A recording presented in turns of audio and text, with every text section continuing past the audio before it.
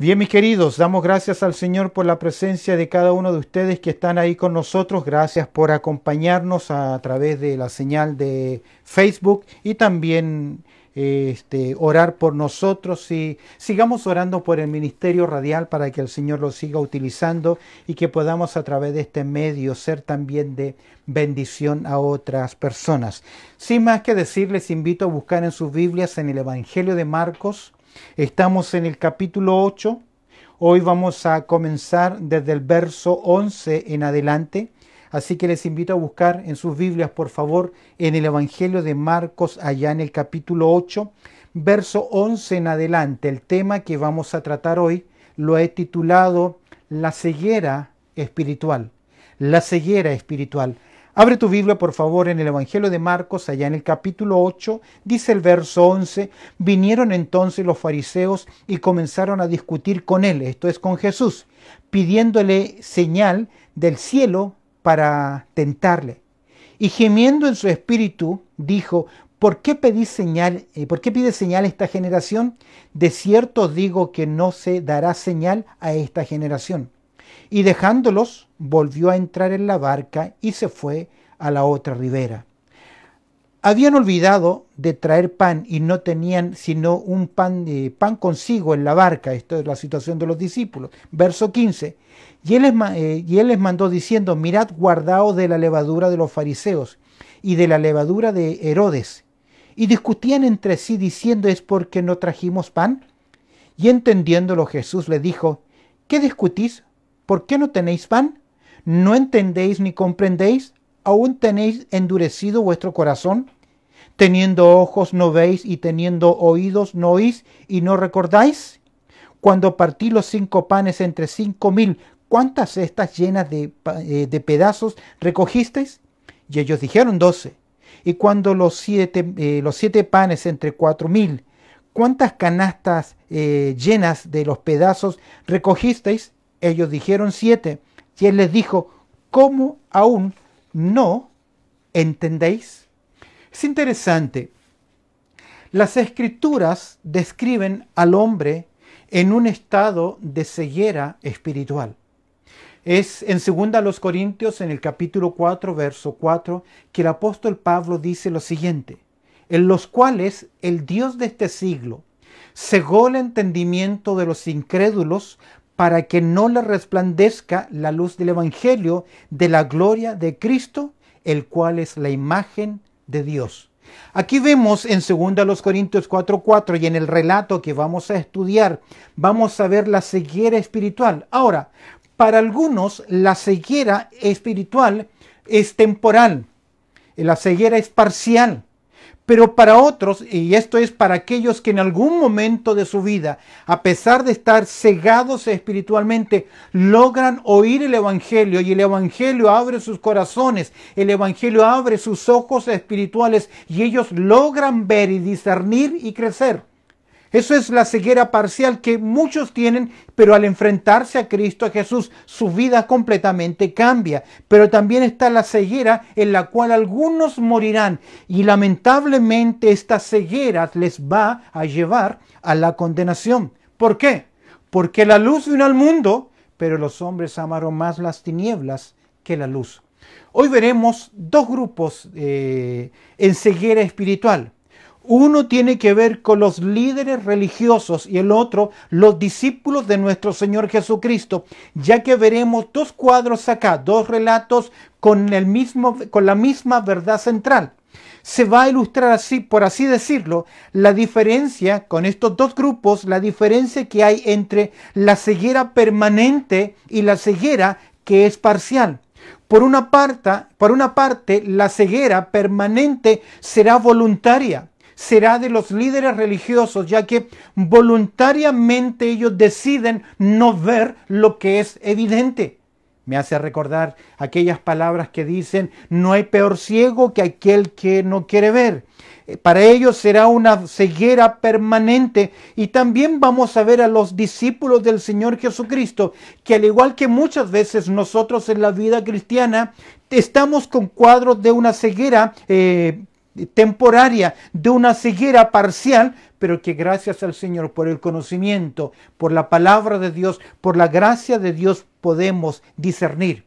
Anticipando el resultado, vamos a ver, y no lo vamos a estudiar hoy, la próxima semana, vamos a ver cómo un ciego, verso 22 al 26, es sano de no ver a poder ver, que es el mismo cuadro de la obra de Dios en la vida de personas.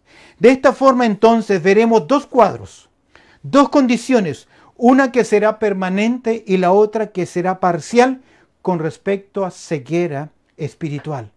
Pero el mundo entero hoy está bajo esa ceguera. Veamos estos dos cuadros, estas dos consideraciones que demarcan la ceguera permanente y la ceguera parcial. En primer lugar, observemos verso 11 al 13, la ceguera permanente, que va a ser la ceguera principalmente de los fariseos, los líderes religiosos.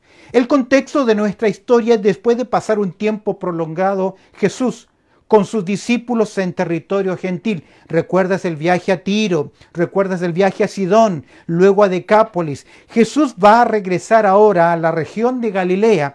En el capítulo 8 de Marcos, en verso 10, dice lo siguiente: y luego entrando en la barca con sus discípulos, vino a la región de Dalmanuta.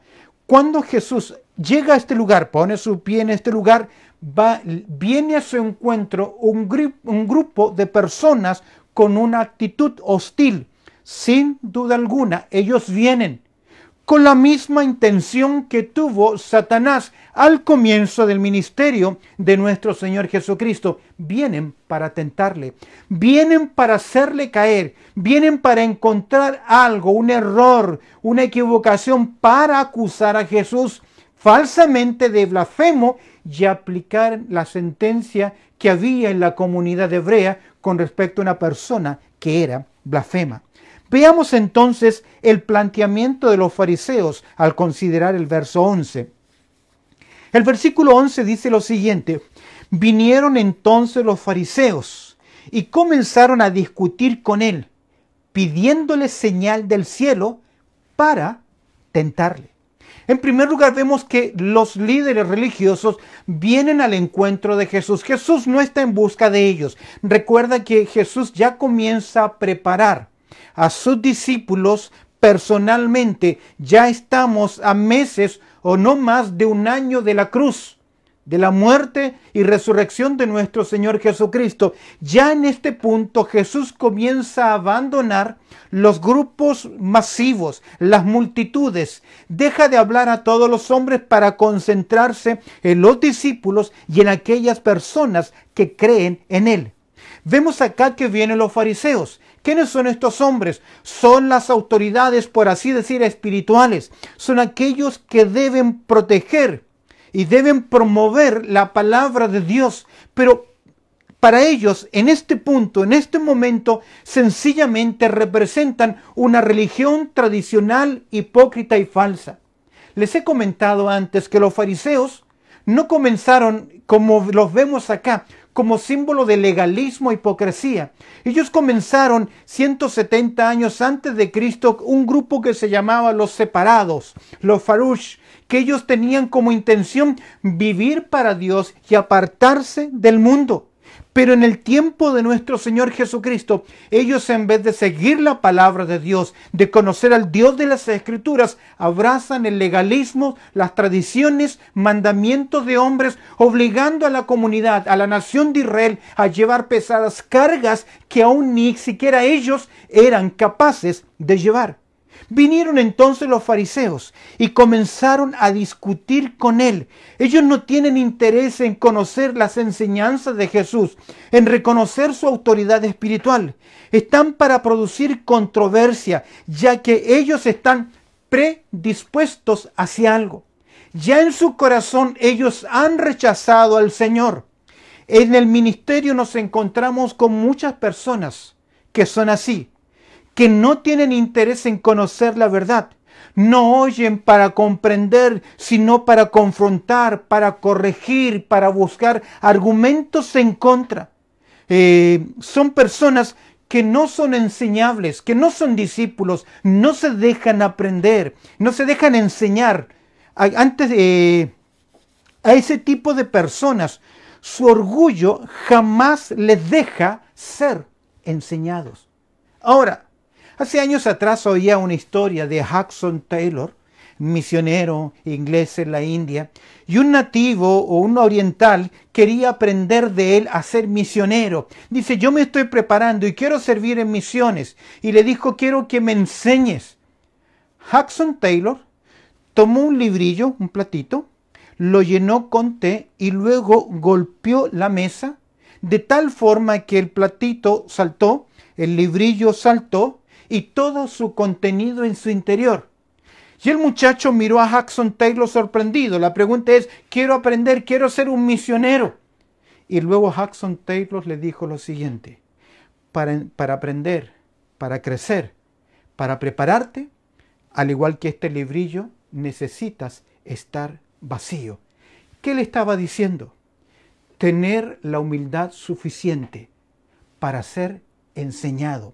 Vemos acá que estos hombres vienen a Jesús, pero vemos acá que ellos están en una condición, en una ceguera permanente. Ellos hacen un planteamiento al Señor. Mira, ¿cuál es el planteamiento? ¿Qué es lo que ellos piden? Pidiéndole señal del cielo. No olvidemos dos cosas importantes acá. Jesús lleva toda una campaña de milagros. Él ha alimentado a multitudes, ha sanado a los leprosos, ha dado vista al ciego, ha hecho hombres hablar, ha resucitado muertos. Es decir, las señales que él hace son evidentes, pero los líderes religiosos ya en su corazón atribuían los milagros de Jesús a lo terrenal, a lo animal, o mejor dicho, a lo diabólico. Pero tal vez casi con un matiz de espiritualidad le están diciendo, queremos ver una señal del cielo, que se abriesen los cielos, que descendiese fuego, que el sol se moviese como los milagros en la antigüedad.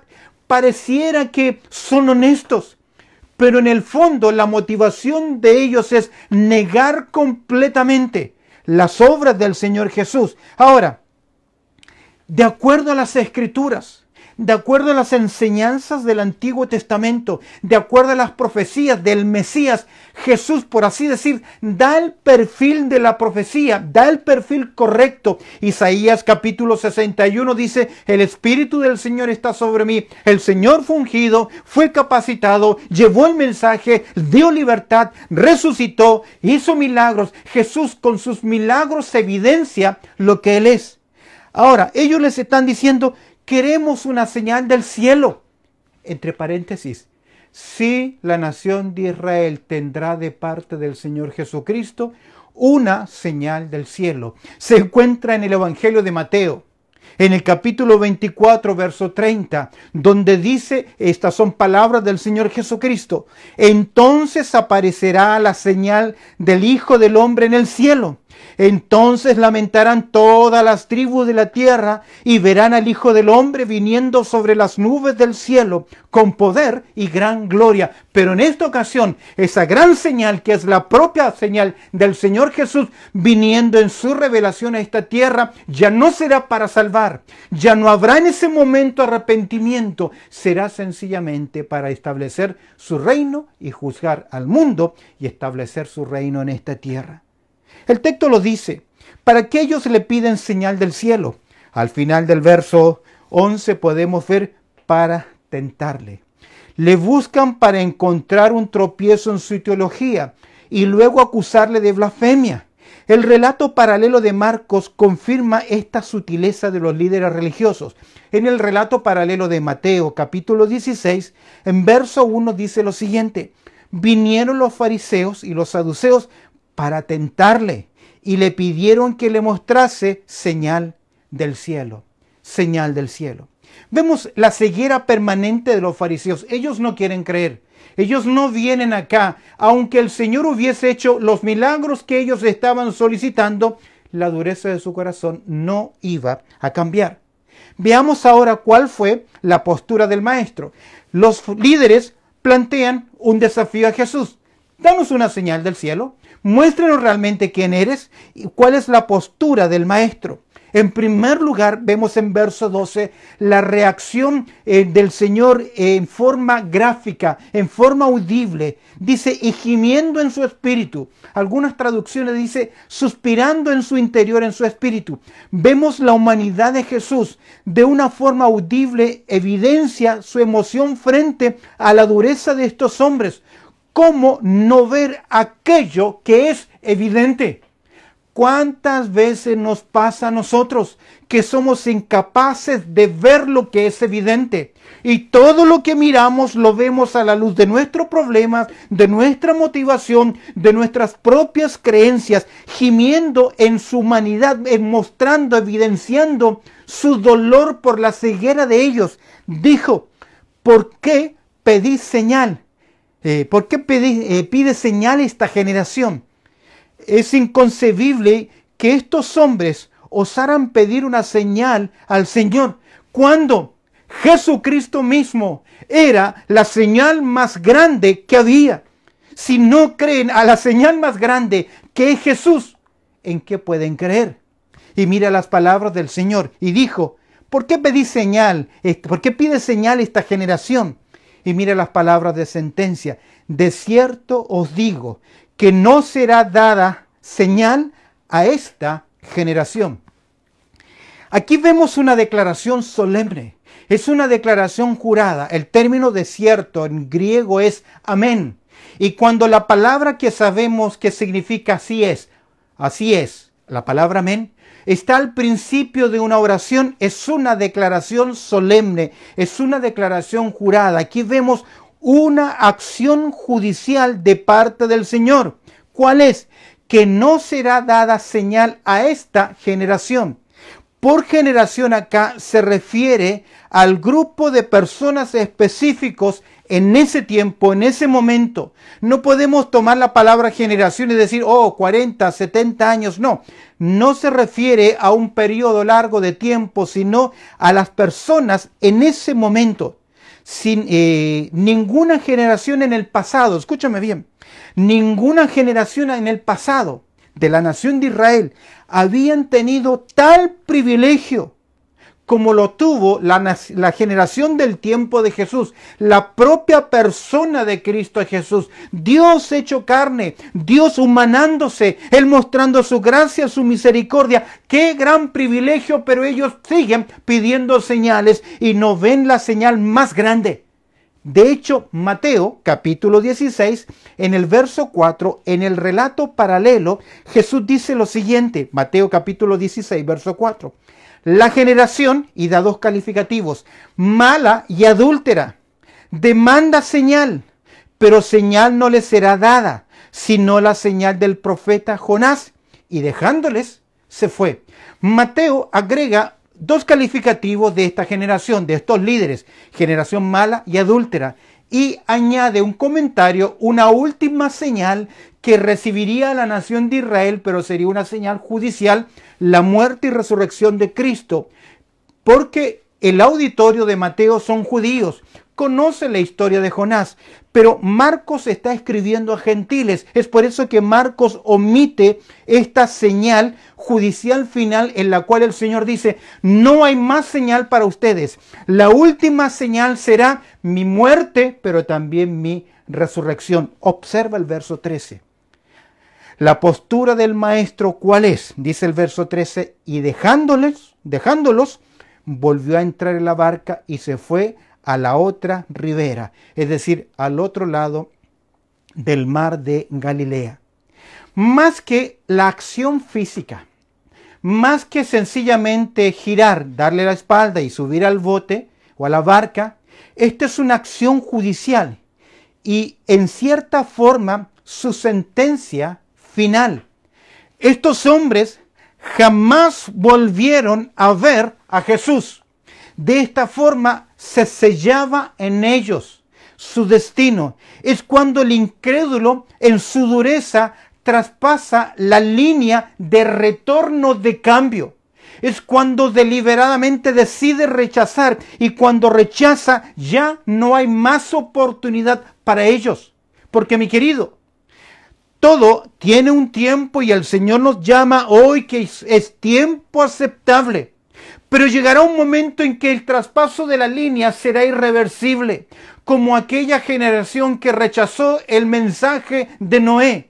Y cuando pidieron a Noé, ábrenos la puerta, él tuvo que decir, no puedo, es Dios quien ha cerrado la puerta. Dios da tiempo a los hombres, a nuestros amigos, familiares, hijos, padres, primos, tíos, hermanos, para que oigan, reciban el Evangelio. De hecho, en Juan capítulo 3, versos 17 y 18 leemos, y también el verso 36. Juan en el capítulo 3, todos conocemos el verso 16, porque de tal manera. Verso 17 de Juan capítulo 3 dice lo siguiente: porque no envió Dios a su Hijo al mundo para condenar al mundo, sino para que el mundo sea salvo por él. Por eso envió Dios a su Hijo, para salvar a la humanidad. Jesús lo dijo así, que el Hijo del Hombre vino a buscar y salvar lo que se había perdido. Verso 18, Juan capítulo 3. El que cree en él no es condenado, pero el que no cree ya ha sido condenado porque no ha creído en el nombre del unigénito Hijo de Dios. Verso 36. El que cree en el Hijo tiene vida eterna, pero el que rehúsa creer en el Hijo no verá la vida, sino, por el contrario, sino que recibirá, ¿qué dice el texto? La ira de Dios está sobre él. Y estos hombres, estos líderes, traspasaron la línea. Ya no había vuelto atrás. ¿Qué hizo el Señor Jesucristo? Dice el texto, verso 13, dejándolos, volvió a entrar en la barca y se fue a la otra ribera, es decir, al mar de Galilea. Jesús se apartó de ellos. Que Jesús dejara a los fariseos y saduceos significó más que una separación temporal.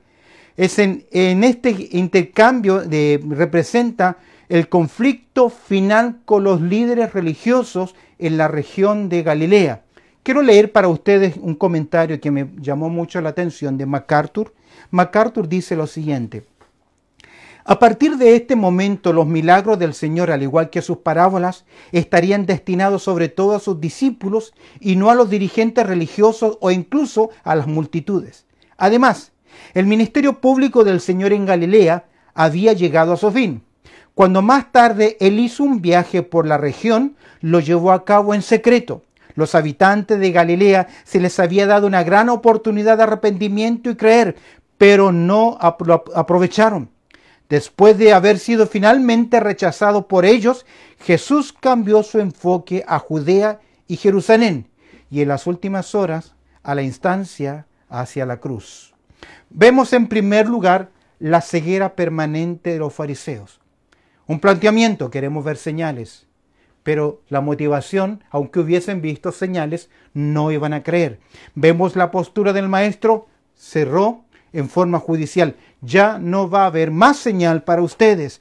Veamos otro cuadro ahora que tiene que ver con los discípulos y vemos la ceguera parcial de los discípulos.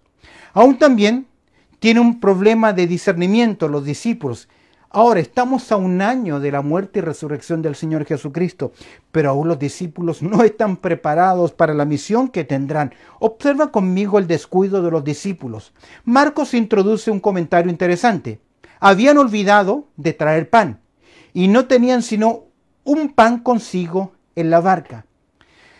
La explicación más lógica es porque producto del cambio repentino del Señor Jesucristo y de dejar a los líderes religiosos, se va a la barca, los discípulos sin mayor preparativo y por el afán de Jesús suben a la barca. Pero es interesante, nuevamente en el mar, nuevamente en una barca, los discípulos van a recibir otra enseñanza de parte del Señor. Vemos acá el descuido de los discípulos. Había que llevar pan y solamente llevan consigo una porción. Se moverán por algunas regiones despobladas, por lo tanto, no había muchos lugares donde poder conseguir el alimento. Mira ahora el dictado del Señor a los discípulos. Vemos el descuido de los discípulos, verso 14. Observa conmigo el dictado del Señor a los discípulos, verso 15. Y Él les mandó diciendo: guardaos de la levadura, ¿de quién? De los fariseos y de la levadura de Herodes. Interesante, vemos acá el dictado o el dictamen del Señor a los discípulos.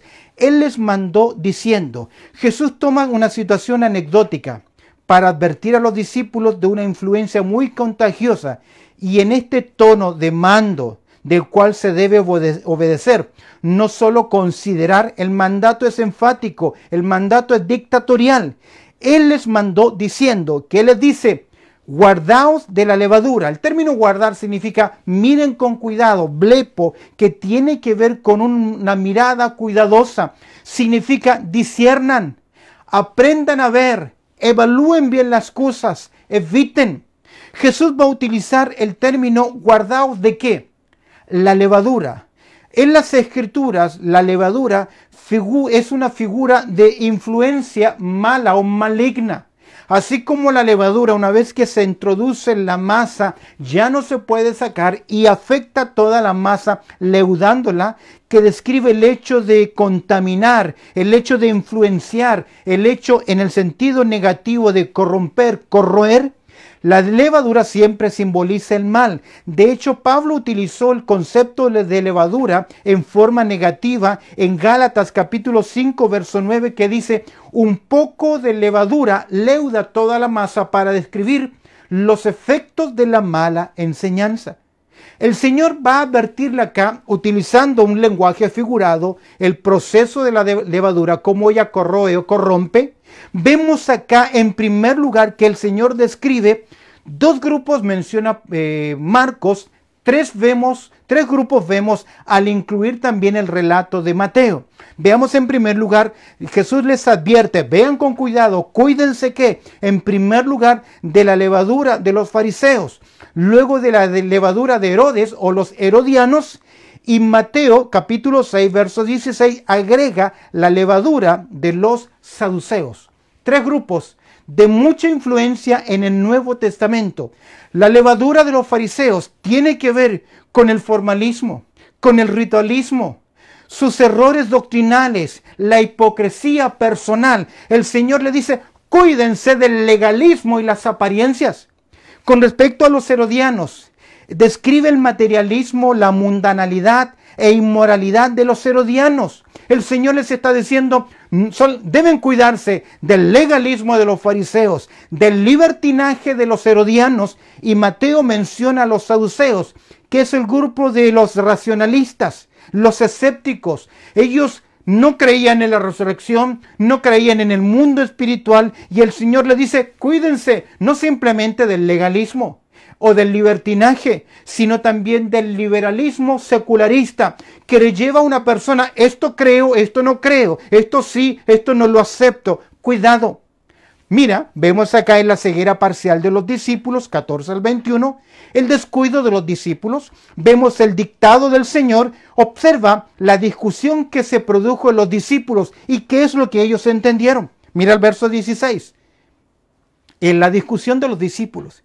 Y discutían entre sí. Es decir, unos con otros comenzaron a discutir, motivados ¿por qué? Por lo que el Señor les dijo del pan y de la levadura. Y discutían entre sí diciendo, ¿es porque no trajimos pan?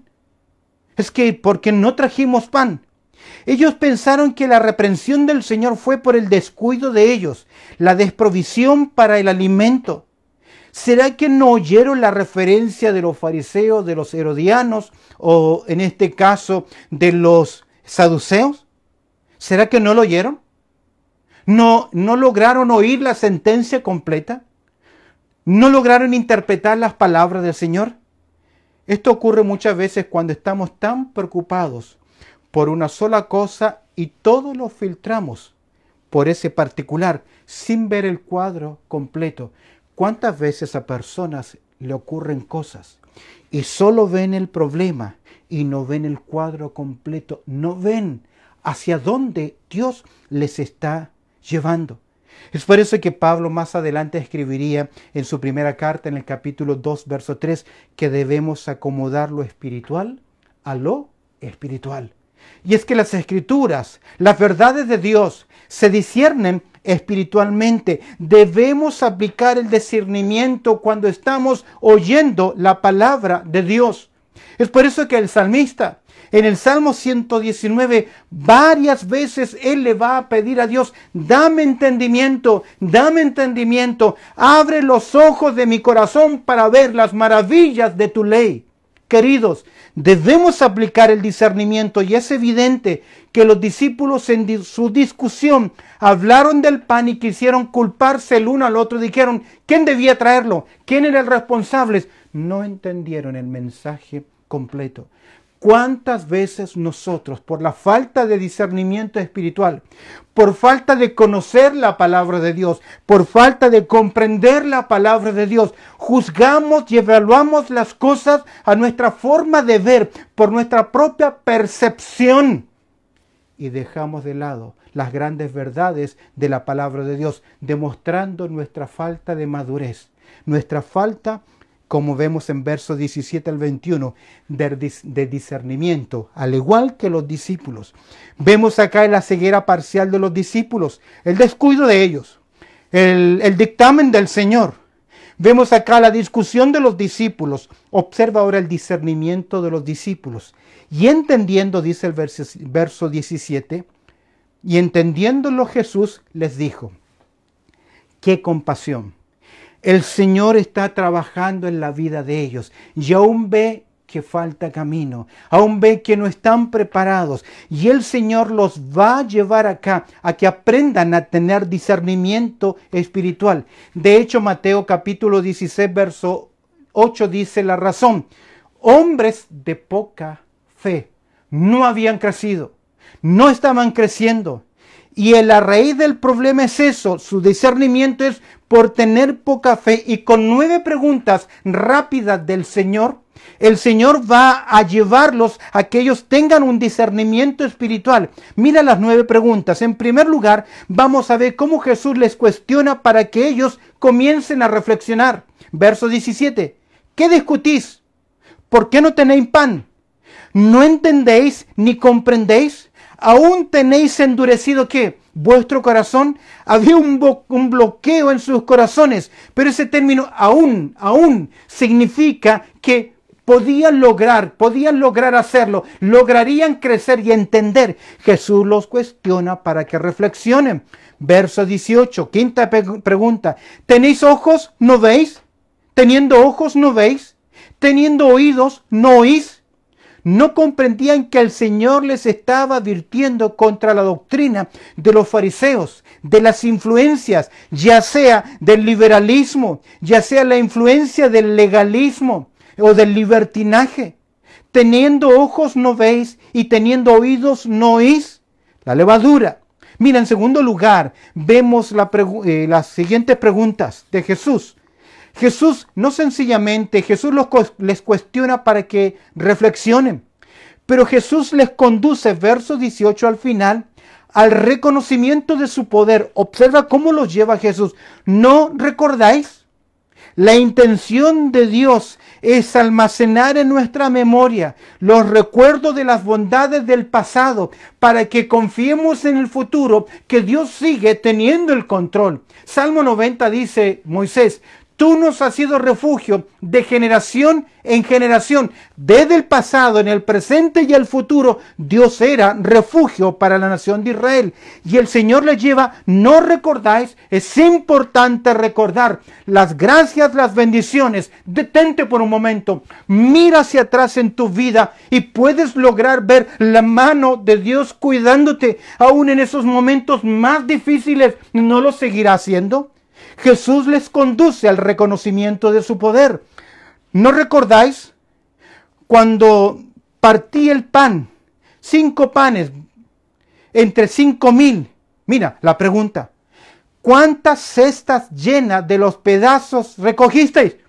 Me imagino uno de ellos diciendo, Señor, fueron 12. Verso 20. Cuando los 7 panes entre 4,000. ¿Cuántas canastas llenas de los pedazos recogisteis? Y alguno de ellos dijo, 7. El Señor no solamente los está cuestionando para que reflexionen, sino que también los está conduciendo para que reconozcan el poder del Señor. Verso 21, Jesús los confronta para que recapaciten y les dijo, ¿cómo aún no entendéis? Más que la pregunta en sí, es una apelación, es un llamado a la comprensión. Esa palabrita aún, ese adverbio de tiempo, verso 17, verso 21, marca que los discípulos sí entenderían en algún momento esta señal, esta verdad. ¿Por qué? Porque la ceguera de ellos no era permanente, sino era una ceguera parcial, producto de su falta de fe, de su comprensión, de su falta de discernimiento espiritual.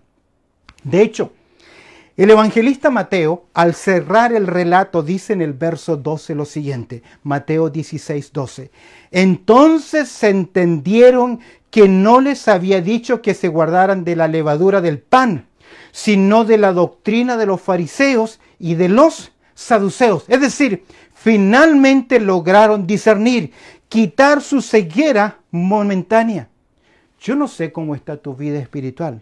Necesitamos crecer en la palabra de Dios para ser iluminados por ella. No te detengas, sigue creciendo. Pregunta, ¿cuántos años llevas en el Evangelio? ¿Cuánto tiempo eres un creyente? ¿Cuánto conoces de la palabra de Dios? Me sorprendo cada día la ignorancia en el pueblo del Señor de no crecer en sus vidas espirituales, y eso se ve reflejado en su falta de convicciones y su falta de compromiso. ¿Por qué? Porque ignoran la palabra de Dios. Para cerrar el pensamiento aquí, Jesús anteriormente había alimentado de una forma milagrosa a 5,000, a 4,000. Suplió la necesidad. Pero en este relato yo no veo que el Señor multiplicó ese pan para darle de comer a los discípulos. De vez en cuando, para crecer, para aprender, para desarrollar nuestras vidas espirituales, debemos vivir con las consecuencias de a veces de nuestras malas decisiones. Permíteme terminar, el tiempo ha avanzado rápidamente. La ceguera espiritual, hemos visto dos cuadros, dos condiciones. Una ceguera que fue permanente para condenación. Una ceguera parcial que les llevó al cambio y al crecimiento espiritual. Tres consideraciones las cuales debemos cuidar. Primero, cuídate de la incredulidad. ¿Lo tiene? Cuídate de la incredulidad. Cuídate de estar cuestionando y pidiendo señales a Dios para creer. Cuidado con decir es que Dios no me escucha, Dios no me oye, ¿qué le pasa a Dios? Cuidado, eso es incredulidad. En segundo lugar, cuídate de la influencia negativa o de influencias negativas, sea de personas, de cosas, de lugares, de acciones, cosas que afectan tu vida espiritual. Pablo dice en Corintios 15:33, la primera carta, no erréis, las malas conversaciones corrompen las buenas costumbres. Si tú no vas a ser de influencia positiva, sal de ese grupo porque no vas a crecer, no va a ser para bien. Cuídate de la incredulidad, cuídate de las influencias negativas y en último lugar, cuídate de la ignorancia espiritual.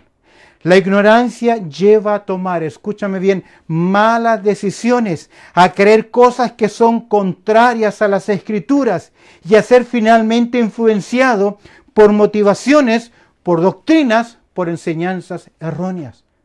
Les he dicho y vuelvo a repetirlo, sé que soy majadero.